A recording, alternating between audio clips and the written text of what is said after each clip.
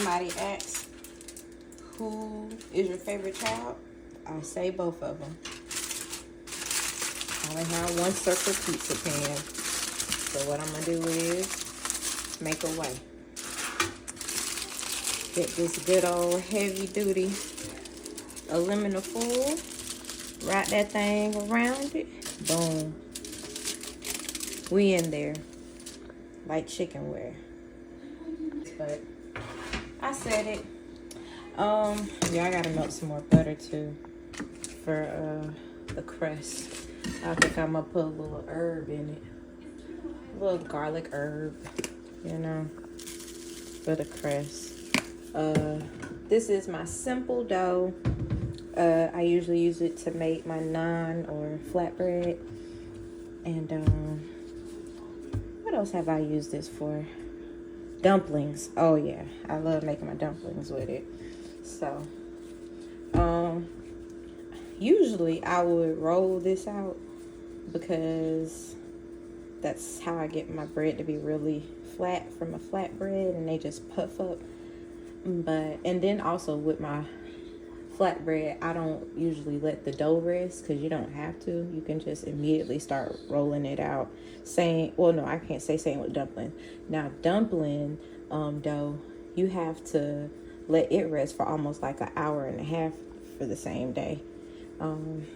But since my kids are going to be making their own pizzas, I'm just going to channel my inner childhood from back in the day when I worked at Chuck E. Cheese. Even though I can't say I didn't have to do the dough. I had to do the dough in so many ways. When I first started, we learned how to get the dough out, and we had a roller, so we would roll it down and twice, and then there was like this little metal thing that we used and rolled over it, and little pockets, holes popped into them, and then, you know, sauce it up and make the daggone pizza.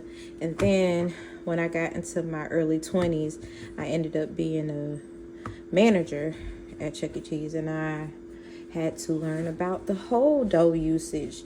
So I had to measure out how much dough we would need for the week by calculating the dough usage from the past week. But I mean, as you can see, it's stretching out really nice. It's gonna be a nice little pizza dough. What you think? It's quite nice. Yeah, I'm gonna pull it out just a little bit more. You know, I like this better. Don't you like this better? Yeah. No.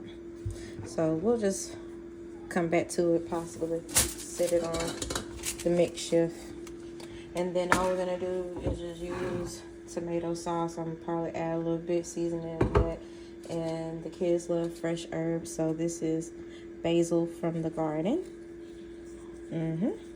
This purple basil, and then we have fresh oregano, and then they have peppers and onions. That's the cilantro right there, from the garden. The peppers and the onions, they're not from the garden. And then my daughter likes making, what's it called, margarita pizza with basil and tomato. So I just got a fresh, ripe, nice, firm tomato. We're gonna chop that up. I'm gonna let them make their pizzas, and then I'll show y'all how it turns out. But so my kids said that yesterday they were thinking about, we should have pizza. So I decided that I was going to make some fresh pizza dough for my children. And I had to go to the jungle to get these tomatoes. And while I was on my way back, I stopped and I grabbed some milk from a cow that I just found on the side of the road. And then it just magically gave me this butter. And then as I was walking, I seen some herbs that just looked like it would work. So I grabbed those herbs too.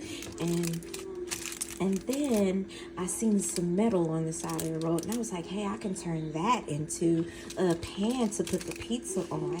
And so, but truthfully, I did get these herbs out of my garden. They're fresh, hard grown. But yeah, so my children get to have their fresh pizza for the day. Thanks for watching.